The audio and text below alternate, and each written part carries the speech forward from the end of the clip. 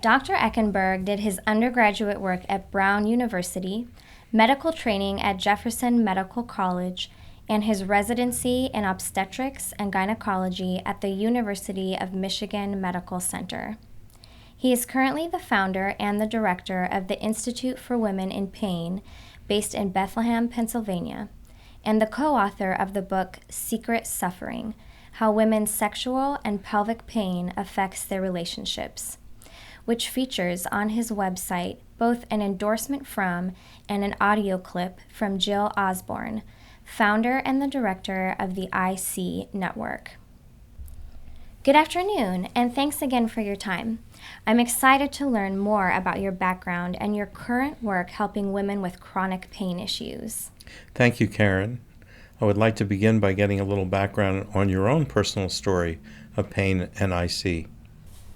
In 2004, when my story with IC begins, I was pushing myself too hard with full-time work and college schedule, and I began to exhibit symptoms of what I would later find out to be IC. I also had IBS as a child and some unresolved issues stemming from my childhood. I began to have severe chronic pain in my bladder and vagina. When my IC was at its worst, I would rate my level of pain and its effect on my quality of life to be about a 7 to 9 on a scale of 1 to 10. In addition to IC, I had severe food and chemical sensitivities, migraines, vulvodynia, and dyspareunia. I'm so sorry to hear it, Carin. Do you mind sharing with me how you were treated by doctors and the medical community?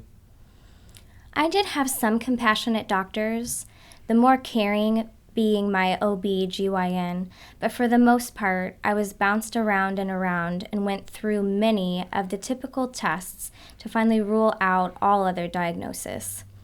The second neurologist I saw wanted to give me the potassium sensitivity test to prove that I had IC, but I had read and researched too much about this test, so I refused having it done.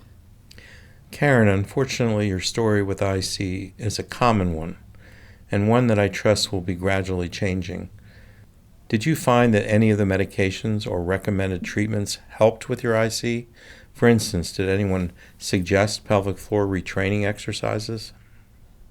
I was initially given medication for overactive bladder and medication for depression because in 2005, I was led to believe that those were the two main pill form treatments for IC. I did decline any bladder installations recommended by the urologist, again out of reading too much about the ineffectiveness of those types of therapy at the time. I felt left alone by the medical community after refusing their drug treatments and bladder installations, and no one even mentioned trying pelvic floor retraining exercises. The question I often asked the doctors and myself was how I could have developed a disease as painful and devastating as IC, knowing that I was not born with it. I felt that if I didn't go along with the treatments, that I was alone to figure out my path to well-being. Again, I'm so sorry to hear that most of the doctors you came into contact with left you feeling alone and that your pain was invalidated. I'm not sure how much you have read about my clinic, but every day I work with women in severe chronic pain who share similar stories with us. Often they have traveled far and wide to find help and have spent great sums of money to do so, and still have not been helped. Nonetheless, through your research and your own journey back to health, you have realized that there are doctors and healthcare practitioners who have a commitment to help women with chronic pain. You also touch on an interesting key point that I commonly point out to my own patients, that often the chronic pain that develops in women develops gradually over a period of time and is not something that they are born with. Can you share with me some of the treatments that you utilized to get to the place that you're at today? How would you rate your pain level now? I feel that the best approach to treating IC or any chronic pain disease is through a combination of both Eastern, holistic, and Western medicine. I used the IC elimination diet, 2 traditional Chinese medicine doctors, acupuncture, natural antifungals with high doses of acidophilus, as well as Reiki. meditation and yoga to improve and eventually remove most of my IC and related conditions. I also finally sought out some much-needed emotional counseling, as I also believe in the mind-body connection. In general, I would agree with you, Carin, and many of the women who come to my clinic tell me that they want to be treated 100% naturally. But usually the pain levels are so severe that I initially recommend more aggressive techniques for pain management in order to begin turning down the dial on their pain. We have also found at our Institute for Women in Pain that the best approach to chronic pain is taking an integrative path to healing. So we have connected with doctors and a variety of other healthcare professionals in order to begin to effectively manage the pain associated with their diagnosis of IC. Now I would like to give you more of an overview about pelvic pain and a little bit more about my background and how I have changed my focus to helping women with chronic pain issues. A recent article by Dr. Fred Howard, chairman of the International Pelvic Pain Society, points out that at least 85% of all women with otherwise unexplained chronic pain in the pelvic region have the urinary bladder as at least one of the most significant triggers of their pain. The definition of chronic pelvic pain is any type of persistent pain or discomfort between the belly button and mid-thigh that lasts for at least beyond 3 to 6 months. In the medical community, we should be separating acute pain from chronic pain because acute pain is actually necessary for our survival. If we did not feel ourselves stepping on a nail, breaking our leg, or having a heart attack, we would be in great danger. However, once all of those injuries are long since healed, chronic pain sometimes takes over, and our nervous system and muscular systems remember all of the previous traumas we have experienced, physical, emotional, and otherwise. All of this information is now exploding out of the pain research world over the last 10 to 15 years. Over the course of my 30-plus years as an OBGYN physician, I now realize that I knew none of this type of information, which is now linking previous traumas to common ongoing functional disorders such as interstitial cystitis, irritable bowel syndrome, endometriosis, vulvodynia, vulvar vestibulitis, pudendal neuralgia, and so forth, and that they are all common components of chronic pelvic pain. I joke with patients that I actually won the anatomy prize in medical school, but then never needed to remember that there were muscles, nerves, and ligaments in the pelvis, and that these structures are commonly the cause of the immediate pain the patient is experiencing. So in our program now, I introduce these important relationships to each new patient. I admit that over the course of those 30 years, I often was not asking the right questions and did not have the appropriate knowledge base and model in my medical thinking to best take care of their chronic pelvic pain. Is it an issue of medical schools and residency programs not teaching about these chronic pain issues? Absolutely. That is a significant problem lacking in most programs. I recently spoke to a class of medical students about chronic pelvic pain, and it was quite clear that these concepts were new to them. The basic science in pain research, and certainly in pelvic pain research, usually does take a great deal of time filtering down to the day-to-day care of patients. I'm afraid that it will still be a number of years until more physicians will have the overall knowledge base to care for these common pain disorders in women. One of my biggest goals is to help speed up that process and also to alert younger women and girls about the combination of symptoms that could more easily be diagnosed and treated if they were aware of connecting the dots earlier, often even in their teenage years.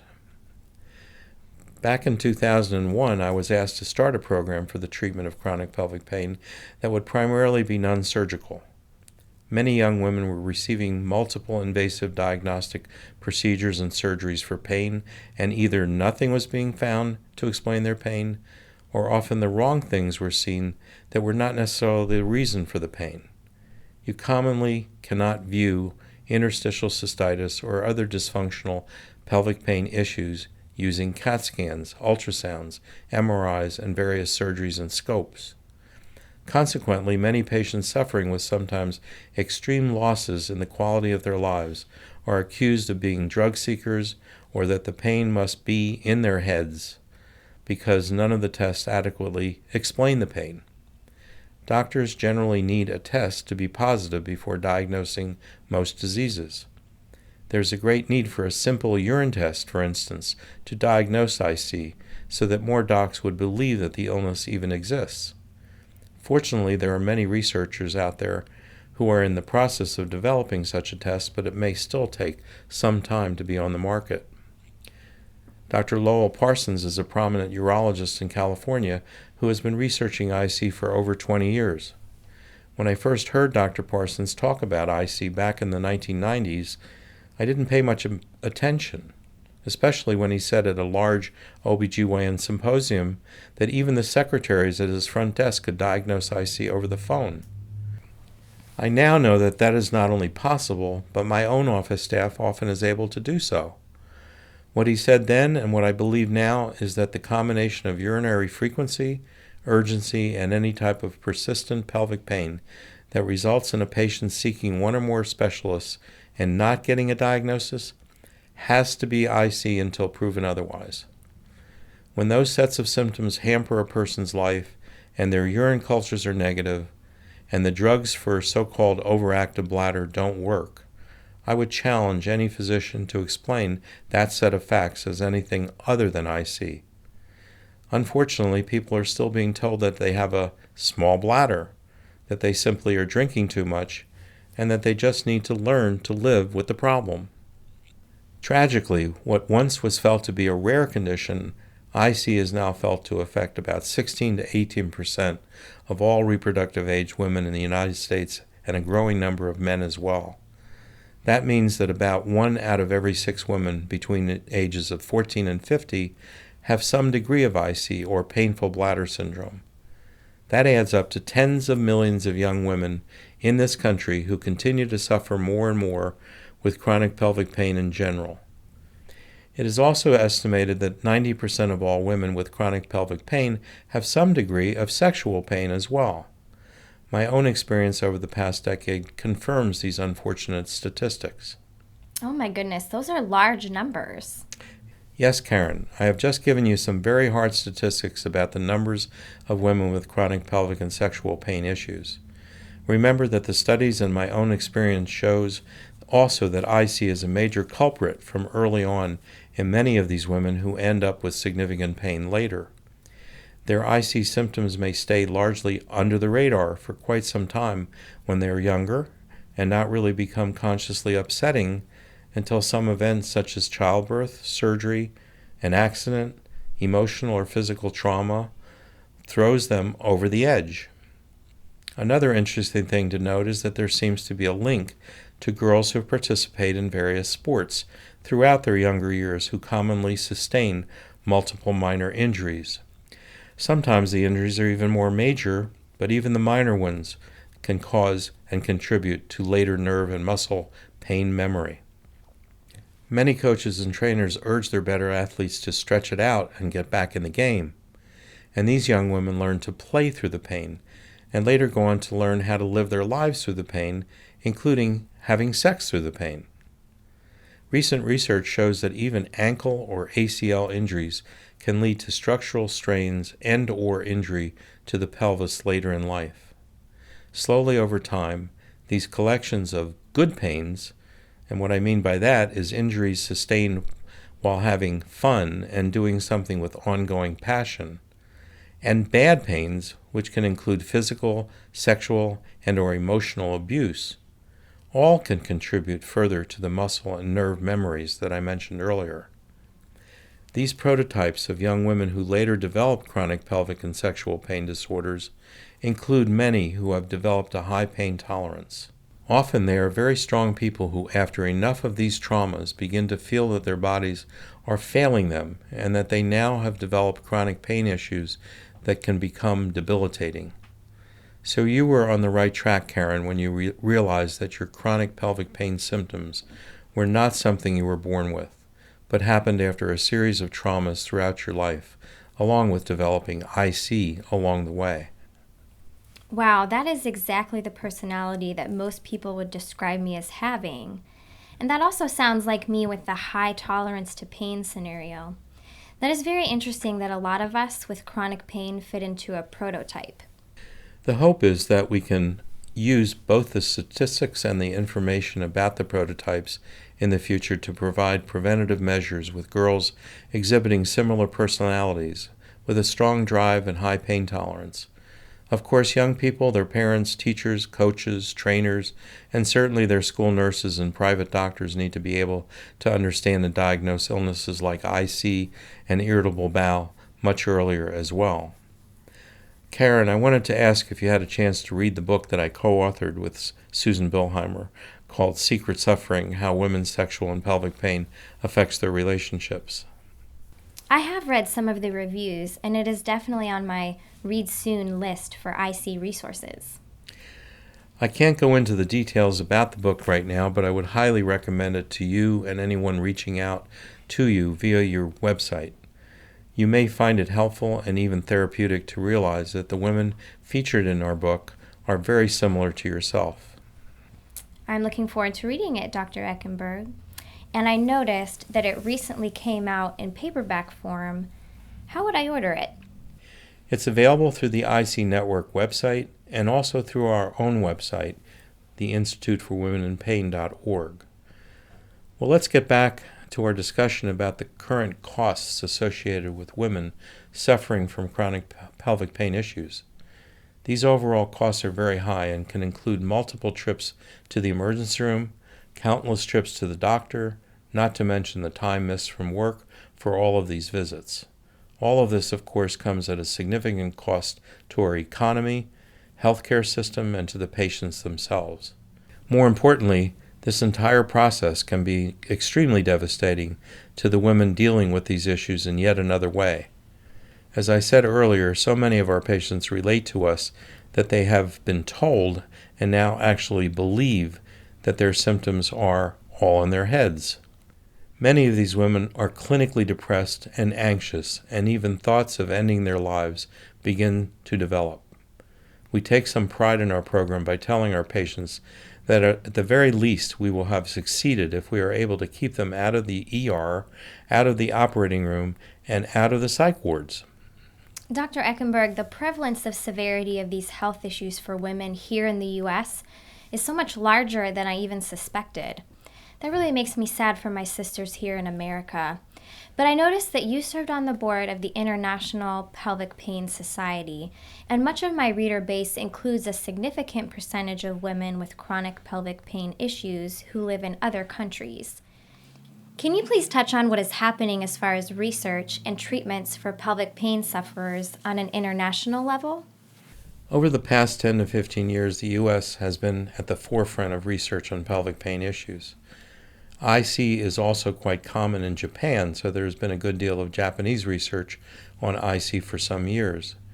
There's also a great deal of work going on in Europe, which is reported continually through the website of the European Urological Association.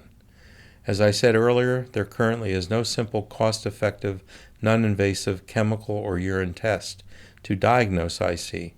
Doctors need a test to diagnose IC more convincingly.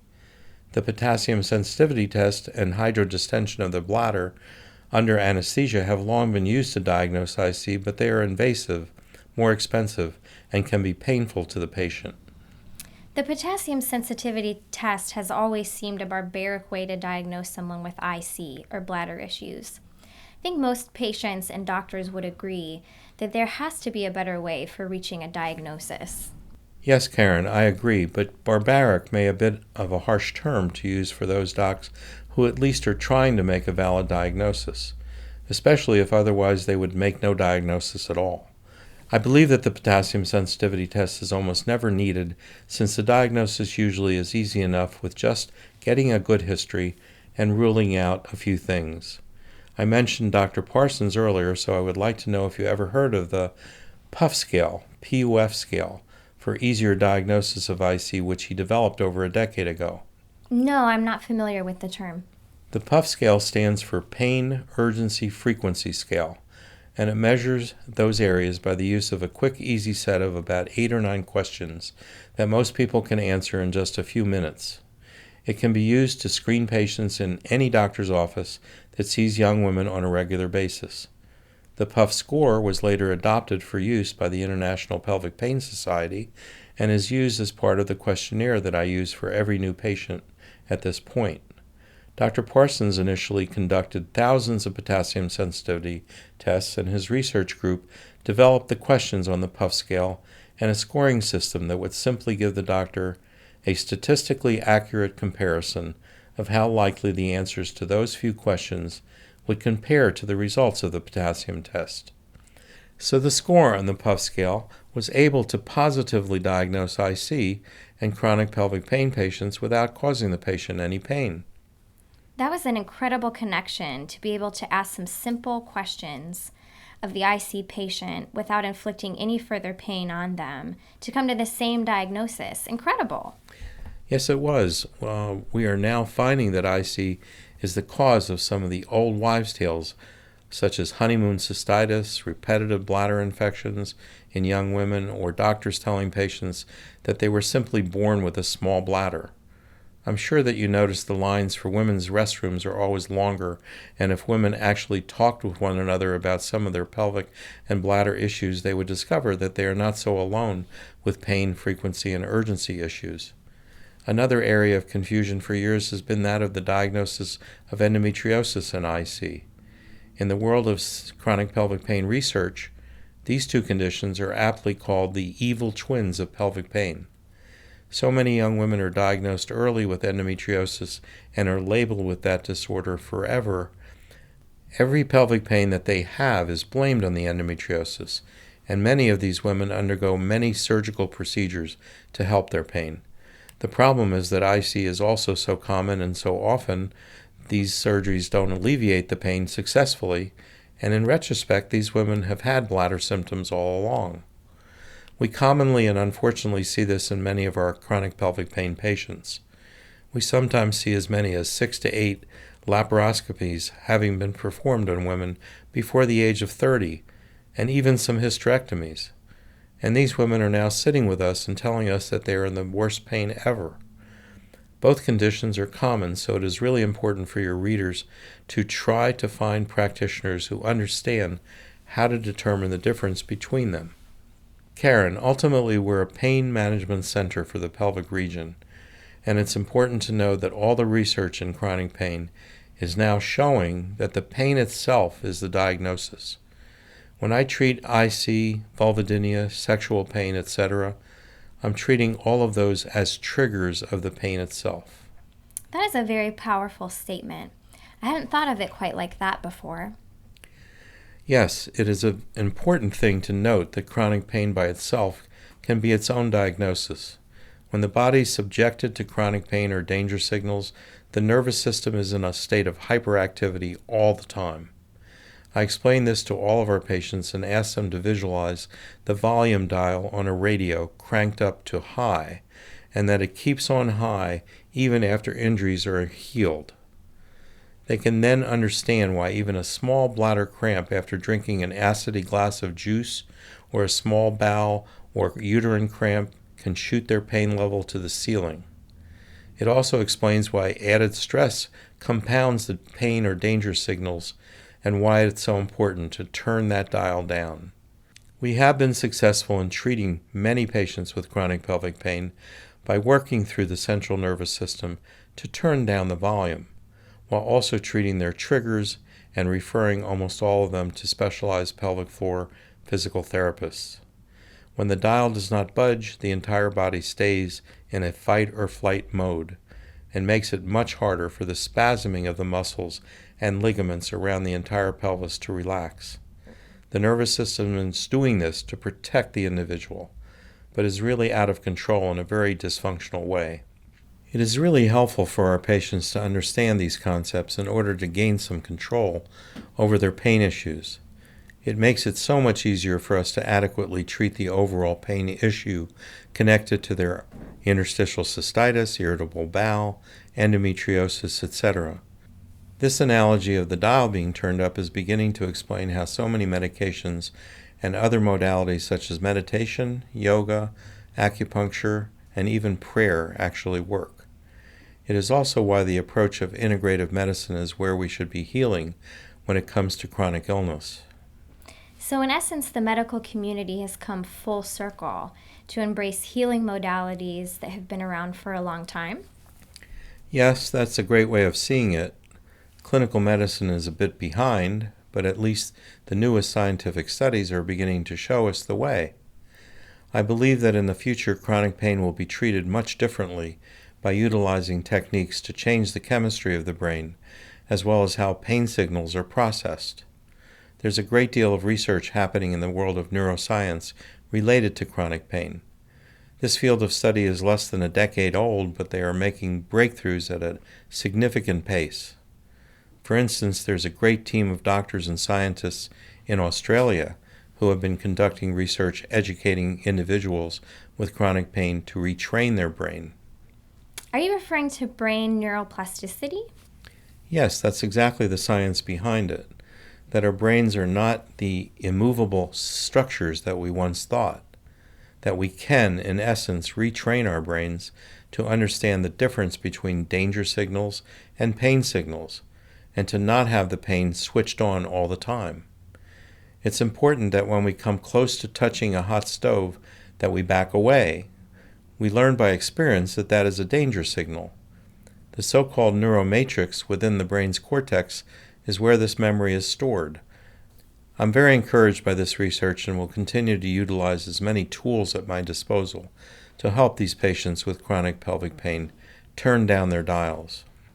Thank you, Dr. Echenberg, for your time today and for the work you do to help women who suffer from IC and other chronic pelvic and sexual pain disorders. Thank you, Carin, for having me.